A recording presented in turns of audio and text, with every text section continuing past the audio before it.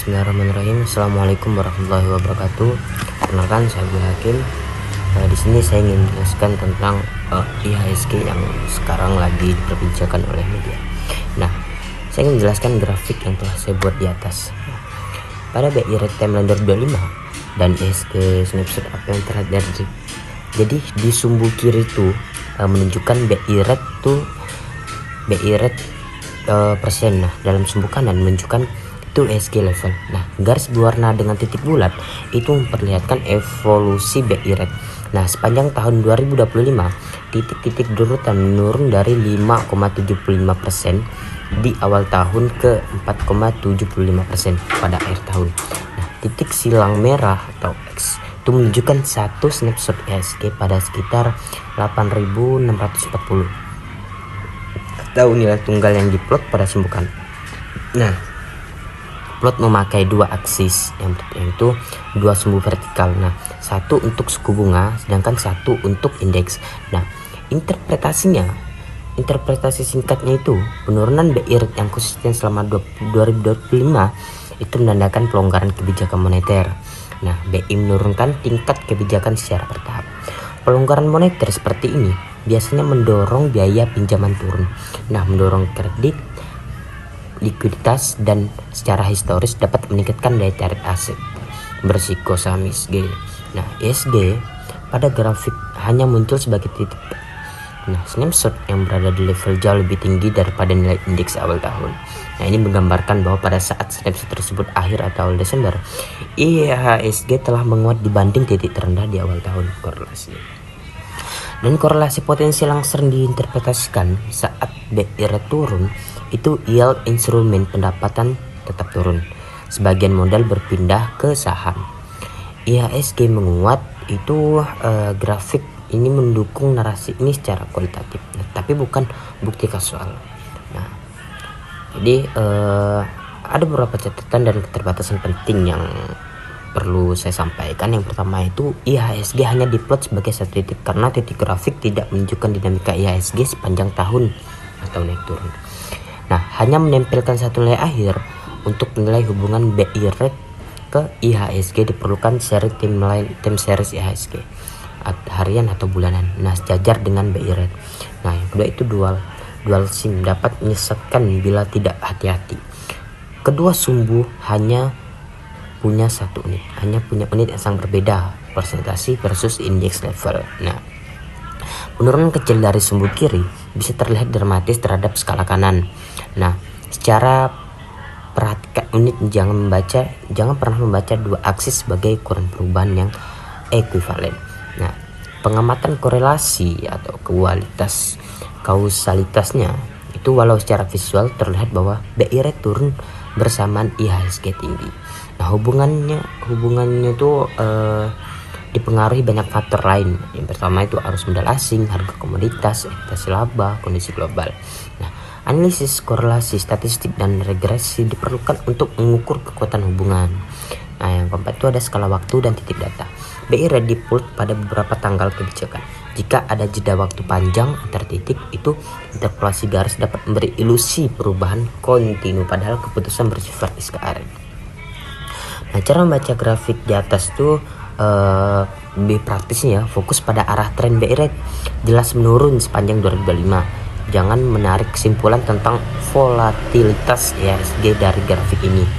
Nah, gunakan grafik ini sebagai indikator kebijakan apa yang dilakukan BI dan kombinasikan dengan grafik IHSG time series untuk melihat reaksi pasar. Nah, yang kedua itu grafik grafik selanjutnya itu commodity price and CPI snapshot pada Desember 2025. Apa yang terlihat dari deskripsi itu? Apa yang terlihat itu grafik adalah bar chart yang menampilkan beberapa nilai snapshot bersampingan.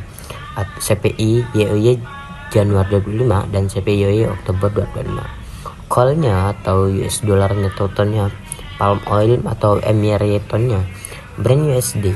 Nah, terlihat satu batang sangat tinggi palm oil itu 4,151 MYR atau ton. Sementara batang lain atau call 108 USD itu dengan Brent 63 USD. Nah, Pada CPI pada 0,7% dan 2,8% jauh lebih kecil interpretasi dan mengapa terlihat aneh perbedaan unit absolut. Nah, palm oil dinyatakan dalam MYR atau ton. Perbedaan unit absolut perbedaannya itu perbedaan palm oil dinyatakan dalam MYR atau ton, sehingga di lain numerik jauh lebih grafiknya. Jadi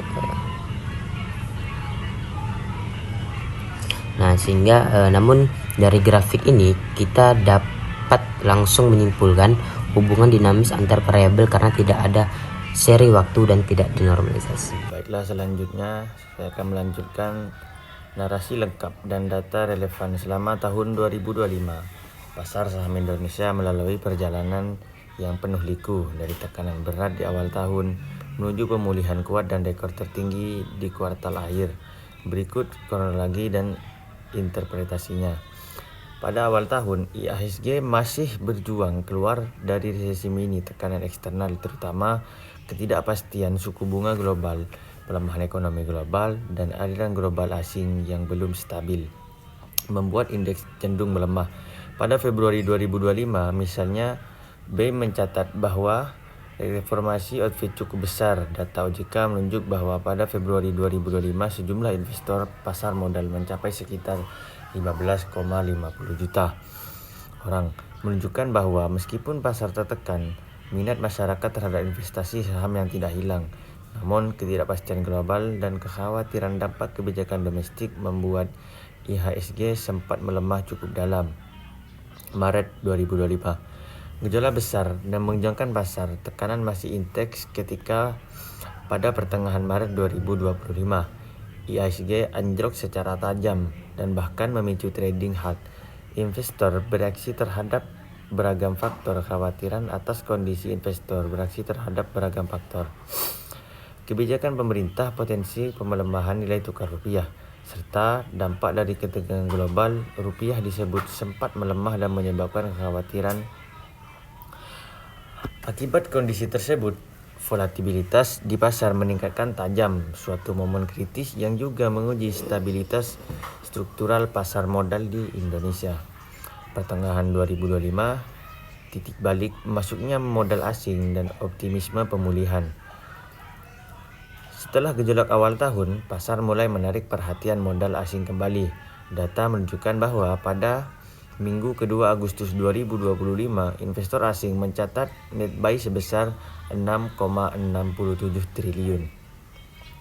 Lonjakan signifikan dibandingkan periode sebelumnya. Sentimen positif ini mendorong IHSG melonjak, mendekati level psikologis 8.000. Selain itu, penguatan disokong oleh harapan atas kinerja etimen, stabilitasan makro, serta potensi rebound komoditas dan ekspor.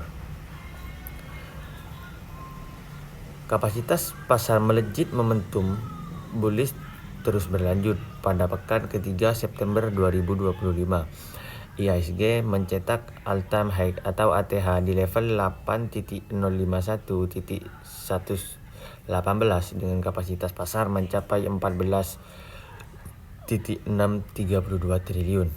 Tidak berhenti di situ, pada pekan perdagangan 6-10 Oktober 2025, IHSG kembali naik 1,72% ke level 8.25,859 dan kapasitas pasar melonjak ke rupiah 15.560 triliun.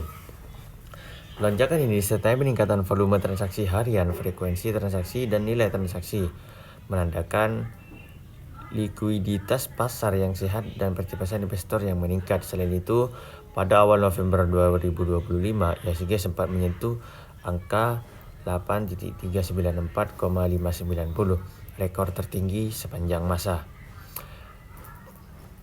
Capaian-capaian ini menunjukkan bahwa pasar modal Indonesia berhasil bangkit dari tekanan awal tahun berkat kombinasi kebijakan domestik, aliran modal asing, dan harapan terhadap pemulihan ekonomi serta kinerja korporasi. Sekian dari saya. Terima kasih. Yang ketiga ataupun materi yang terakhir yaitu faktor faktor kunci yang menggerakkan IHSG baru ini analisis atas data dan dinamika 2025 menunjukkan bahwa beberapa faktor berikut berperan sangat menentukan. Yang pertama yaitu arus modal asing. Lonjakan beli asing pada Agustus yaitu sampai 6,67 triliun. Nah, pada saham-saham blue chip sektor perbankan, konsumer, properti dan industri dasar. Nah, yaitu adapun yang kedua likuiditas dan aktivitas transaksi yang meningkat. Peningkatan volume dan frekuensi transaksi harian menunjukkan bahwa bukan hanya investor institusi tetapi juga investor retail domestik ikut aktif. Kapasitas pasar mencetak rekor tertinggi menunjukkan bahwa investor mempercayakan modal besar pada pasar. Nah, adapun yang ketiga, optimisme.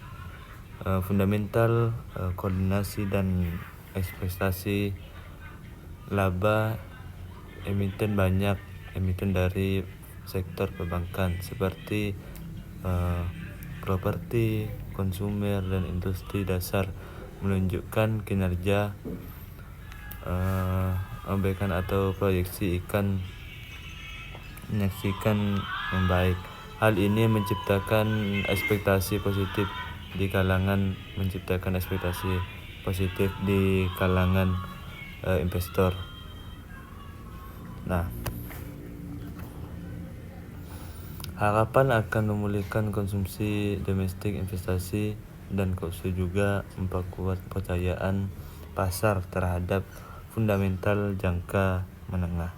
Nah, yaitu yang keempat, stabilitas ekonomi makro dan kebijakan domestik yang mendukung meskipun awal tahun pasar sempat tertekan akibat ketindakan global. Nah, itu tadi yang ketiga. Pemerintah otoritas pasar modal tampak mengambil langkah untuk menjaga kepercayaan investor, misalnya membeli izin buyback saham bagi emiten. Sebagai hasilnya, pasar membaik tanpa ledakan spekulatif semata-mata, melainkan didukung oleh fundamental serta arus modal besar. Nah, adapun risikonya dan faktor potensial yang dapat mengganggu arah pasar, meskipun di tahun 2025 ini menunjukkan rebound kuat, tetap ada sejumlah tantangan dan risiko yang bisa menggoyahkan optimisme. Ketidakpastian global tersebut dan kebijakan suku bunga, perang dagang ataupun guncangan geopolitik dapat kembali memicu tekanan pada pasar negara berkembang tentunya, termasuk negara kita ini yaitu Indonesia. Volatilitas arus modal asing. Meski sedang masuk, arus modal asing bisa dengan cepat berbalik arah jika terjadi krisis global atau perubahan risiko. Hal ini bisa memicu kapital besar-besaran. Nah,